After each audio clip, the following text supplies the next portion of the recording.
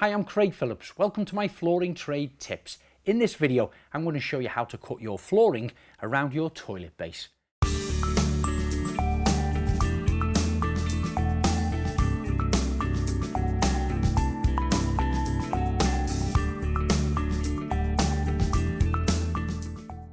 And the products you're going to require are toilet, of course, lining paper or cardboard to create a template, tape measure, masking tape, scissors, pencil, trimming knife, jigsaw and safety specs. Now there's a couple of scenarios. If your flooring is already completed and you're having a new bathroom suite fitted, then you're going to want to place the new toilet into position, mark around the toilet on the existing floor, remove that, take the first 3 planks up and simply cut that out with a jigsaw, leaving a small expansion gap. Then your floor can be installed and your plumber then can fit the toilet to the sub base below, which is fine. However, your toilet might already be in situ and therefore you're laying your flooring and you're working your way towards the toilet. When you get to the last 3 rows, that's where they've got to be cut. So you're going to have to create a template. Once you've created a template of the size and shape of the toilet, that can be transferred onto your new flooring and cut out and fitted around the toilet. Now my flooring has a joint here, then in this plank, then in this plank. So it's also going to have another one there. So I'm going to take a plank, lay it across those joints and just transfer that mark onto my floor here. I'm using a lining paper to create my template. To start with, I fold back the paper to roll back on itself so I can square my first cut at 90 degrees. This will match my floor planks. Then I simply cut it using my hand scissors. Next, I offer up the lining paper against the joint edge of my last plank, using some gaffer tape to hold it into place so that it won't move when I start to cut around the base of the toilet. As you can see, I'm cutting down the paper to meet the floor. This allows it to fit comfortably around the pan. I'm also going to cut down the opposite end of the plank where it meets the skirting board. This would be the equivalent of your expansion gap when you have your flooring plank in place. After this, I come back to the base of the toilet, using my pencil to scribe the curved shape that I require cutting. Now I can remove my lining paper and trim the shape using my scissors. Once cut, I place the template back into position, fixing it down with the gaffer tape.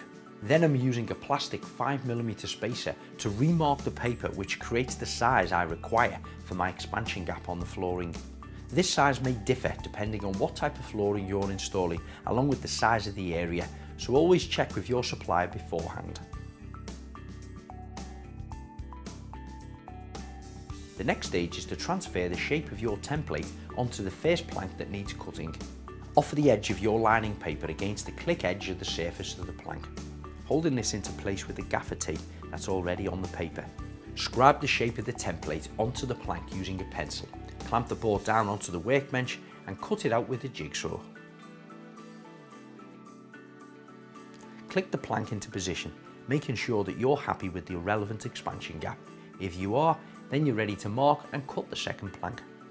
Using your same template, fix this down into the original position over the plank that you've just laid. Then take a loose plank, place this across the existing planks in line with the joints, so you can then mark where the joint is going to be. I'm placing this plank into position where it would be if the template wasn't there. Offer it up against the skirting board, leaving the relevant expansion gap. This gives me a marking point on the template of each corner of the plank, as this is where the second plank is going to start. Remove your template again and place it on top of the new plank, lining up the corners, ready to mark the position you're about to cut. Straight back to your workbench, clamp it down, cut your second plank and then place and click into position. Now you're ready for the third cut, which moulds around the back of the toilet. Again, place your template on top of it using the previous marks from the second plank. Line them up with the top edge of the third plank, which will give you the position of your next cut. Once this is cut, place into position, then you'll need to repeat the process to complete the opposite side. So this is my final plank now cut and installed into position. All that's left to do now is seal the bottom of the toilet where it meets all your cuts with a suitable sealant. If you're not experienced using a cork gun and applying sealant, then it's always wise to mask the area off first. I'm using a 50mm masking tape, applying this all the way around the cut edges of my planks.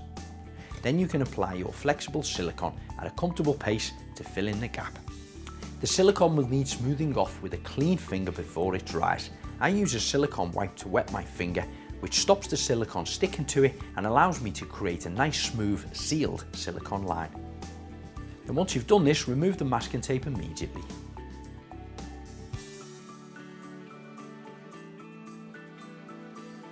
Hopefully I've given you the confidence to be able to install your flooring around your sink or your toilet base. But if you're looking for more inspiration or how-to videos, just check out the website tilemountain.co.uk.